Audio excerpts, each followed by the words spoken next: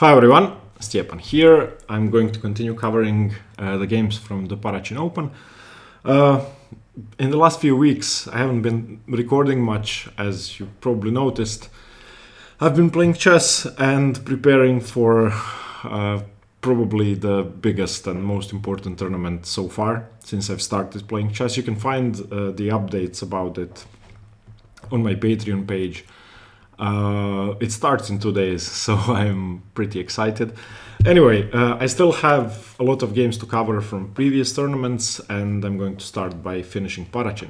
So, in round 4 I won with the white pieces, and in round 5 I faced a really strong opponent whose rating has dropped, because I think he has a K40, but he used to be 2300. He's really young, I'm going to say 16, 17, I'm not sure, I'm sorry.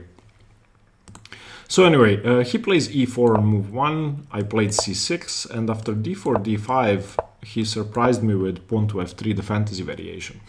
And if you've been watching the games from the previous tournaments, you probably saw that after e6, knight c3, bishop to b4, I faced bishop to d2, in round 3 of the Silver Lake Open. And for that game I wasn't really prepared for this. I got a much better position out of the opening, won a pawn, but then messed up. And since I tend to study the openings I play even during the tournaments to make sure I don't repeat the same mistakes, I've been studying this to make sure that if it happens again, I'm better prepared. And I was. So obviously white can win a pawn here, black can win a pawn here. So bishop takes c3, bishop takes c3, and d takes e4. And in the game you saw previously, in round 3 of the Silver Lake, my opponent played pawn to d5, which is the trickiest move. In this game, my opponent played queen to e2, which is the most normal. And this is a full pawn sacrifice for activity. But I've been studying this and I was prepared. So ef3, knight f3, I'm a pawn up. Knight f6, simple development. My opponent castles queenside, I castle kingside. And he plays knight e5. And now it's basically who is going to attack first, who is going to mate first. And whoever plays most precisely and quicker is going to be better. So I played a5. The idea of the move a5 is actually threefold. Firstly, my bishop is bad on c8, I want my bishop on a6. Obviously, if I can trade off pieces, then I should be better. And this is my only bad piece. Secondly, I want to be able to play b5 while my pawn is on a5 already, so that I have b4. Thirdly, maybe in some positions I don't want my knight on d7, I want it on a6 to be able to go to b4. Okay, my opponent played h4, normal, and I played b5. Rook to h3, lateral defense of his queen side, also preparing rook to g3, which could be dangerous, especially in conjunction with this bishop. And I played bishop to a6. And in this position, I'm better. I'm a pawn up, and he's actually not quicker in the attack. My pieces are fine. He played bishop to d2 here, because I'm threatening to win a piece, I'm threatening to play b4, winning the bishop on c3. So bishop to d2. And now I wasn't tempted with b4 straight away. I think I played a much better move. I played queen to d5, centralizing my queen, attacking a2, preparing knight b to d7 without blocking in my queen, basically forcing him to lose a move. Queen d5 is useful, king b1 you could argue is useful, but I think considering the circumstances on the board, considering that we are both trying to attack, queen to d5 has to be more useful than king b1. Okay, knight b d7. Obviously, if I can trade off some pieces without increasing the activity of his pieces, that would be good. Also, I'm threatening pawn to c5. So he plays bishop to g5. Now I don't want to trade, and I cannot play c5 because the knight is defended enough. Excuse me, bishop to g5, sorry. And yeah, this is a very tricky move, because in some positions my knight is going to be hanging, And if I have to take with the g-pawn, rook g3 is coming. If rook g3 comes first, then my knight could be hanging, so I have to be careful. Okay, I continued pawn to b4. He played queen to e3. And now I simply have a winning position. And that's not an exaggeration, as I usually tend to say things that are over-optimistic or over-pessimistic. This position is actually winning, and I knew how, and I knew why. And here's what was running through my mind. So, as you probably know, I didn't get in too many wins. I only won the one game, which you could see in the previous video, in 2.5 tournaments, basically. So I didn't want to play for a draw under any circumstances. I promised myself that I was going to try to play the best moves and the most aggressive moves in every position, regardless of whether it complicates the position or if it avoids a simplification in a position when I'm material up. I'm saying this to justify the next sequence. So I take on e5. If he trades queens, if he takes on e5 here, then my position is simply perfect. So, for example, queen e5, takes. This is just a pawn up. He has no attack. My knight on d5 is going to be there permanently because he doesn't have c3 or c4. Or if he plays c4 and I take en passant, his kingside pawn structure is ruined. So he cannot do that. If he plays bishop to f6, I simply have knight e to g4. So he cannot do that either. If he takes with the pawn, I take his rook. So that's the most obvious move, doesn't work. So he only has one move, which I saw, and that's bishop takes a6. And now, what I've been saying previously, I have a way to simplify this position and get a better endgame, but I wanted to play the best move. And I thought the best move was knight eg4, and it is. I've analyzed this position extensively.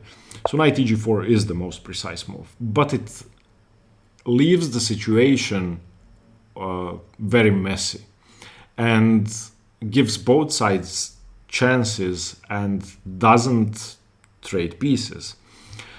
That being said, this knight is great on g4, and if I could support it with h5, then my position is perfectly safe.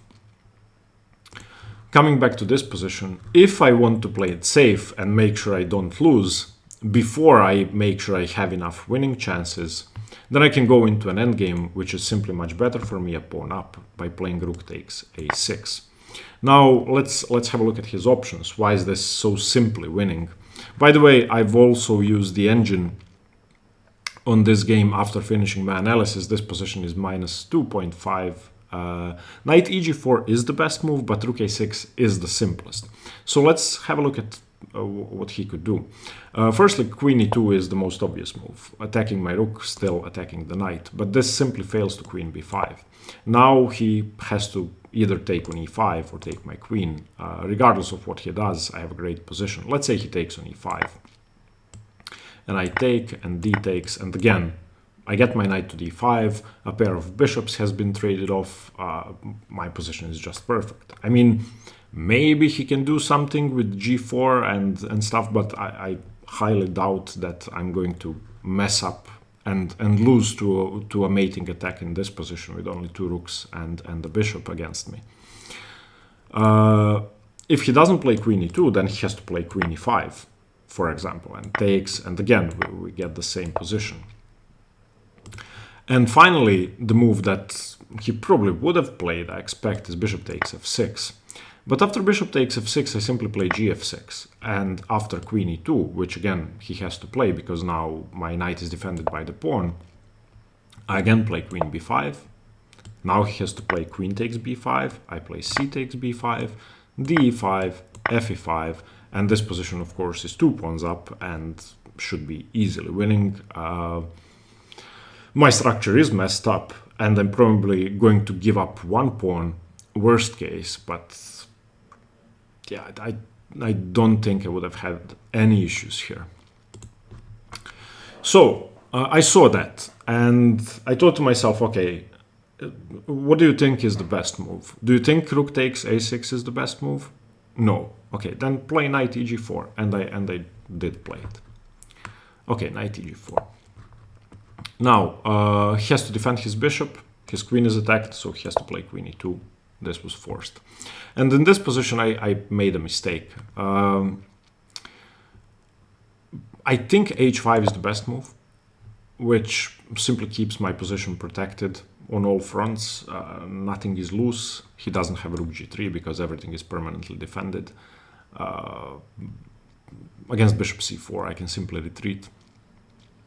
So that's what I should have played. Instead I played queen e4, offering a queen trade, which gives him the option to play queen f1. And the point that I'd missed, and I'm still much better here, regardless of queen e4, the point that I'd missed is that this queen actually exerts pressure on f6, which I did not account for at all. Probably just thinking, okay, this is defended twice. I mean, I didn't even consider the fact that the queen attacks f6. And here I just continued a4. I mean, why not attack? Instead of that, I think the best move is pawn to h6. The engine gives a couple of options, but h6 is simply the cleanest move. And after bishop to d3, I go queen d5. He doesn't really have a good retreat square, because if he moves the bishop away, for example, to f4 or to d2, then I can just continue my attack. So he probably takes. Knight takes. And now, I don't know, maybe rook f3. This is fine. I'm not under any pressure. Okay, g4 is coming, but I'm probably in time to defend everything. And also I have an attack of my own. But after queen f1 I played a4, completely misjudging the power of his attack. Okay, bishop to d3, queen to d5, rook to g3. And now he has basically equalized. His pieces are too good. He has full compensation for the pawn again. Has the bishop pair, has a great rook on g3. This pawn is never hanging, of course, because of bishop h7. And here I just lost the position in one move. Again, simply failing to recognize the power of this queen. What I should do is king h8, as you're going to see and understand why. After king h8, it's equal, and we are playing this position on. I mean, my king is less safe, but I have a pawn. Instead of that, I played h5, lost the game. This is now just game over. Why is it game over? Because bishop takes f6. And, of course, if knight takes f6, then queen takes f6, and this is a mate in, I don't know, 2 moves. So against bishop f6, I have to play gf6. He plays queen f6, and it's all over. And there's absolutely nothing I can do to defend here. There's just nothing. There's nothing I can do. So I played rook a7, trying to give myself some lateral defense of the h7 square. And he plays rook e1, which is a tremendous move. Of course, threatening to come in here. Yeah, I played rook d8. I can also try queen d8, but after queen d8, simply queen h6, and after f5, queen takes e6. Again, over. I played rook d8 to give my king the f8 square. He plays bishop c4. I took on d4, which loses my queen. I mean, I saw that, but there's absolutely nothing else I can do. Queen g5 check, king f8, and rook to d3, and that's it. I have to take the rook, otherwise I'm getting mated. So queen takes d3, c takes d3. I played rook a d7. He took on h5, knight f6, queen c5 check, and here I resigned. It's of course absolutely hopeless. Coming back to this position after queen e3, where I took on e5, and he played bishop takes a6. I mean, I still think I made the correct decision. Simplifying made my position worse. Objectively, if I had taken on a6, that would have been a worse position than knight eg4. But I would not have lost this. Losing this is practically impossible. I mean, after queen b5, queen e5, queen e5, d5, how do you lose this position? So yeah, and not to mention that I probably would have won because I'm a clean pawn up and I have an amazing knight. Yeah, I was saying that I was upset is a huge understatement. I was I don't know. I needed a few hours to compose myself again. I mean, I was just yeah. This was a tough game, tough loss to swallow, but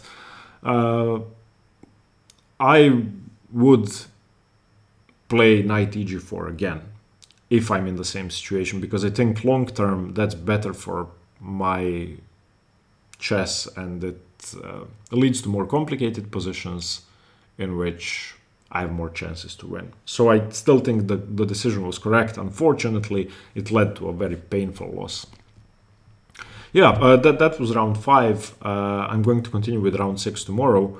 I hope you got something from this video, especially if you play the Caro-Kann and you face the fantasy and this weird bishop d2 move. Just prepare for it and you get a good position. Of course, you have to start attacking right away, as I did correctly, and I got a winning position. But yeah, don't mess up like I did. Okay, thank you very much for watching, guys. Stay tuned for more chess. Bye-bye.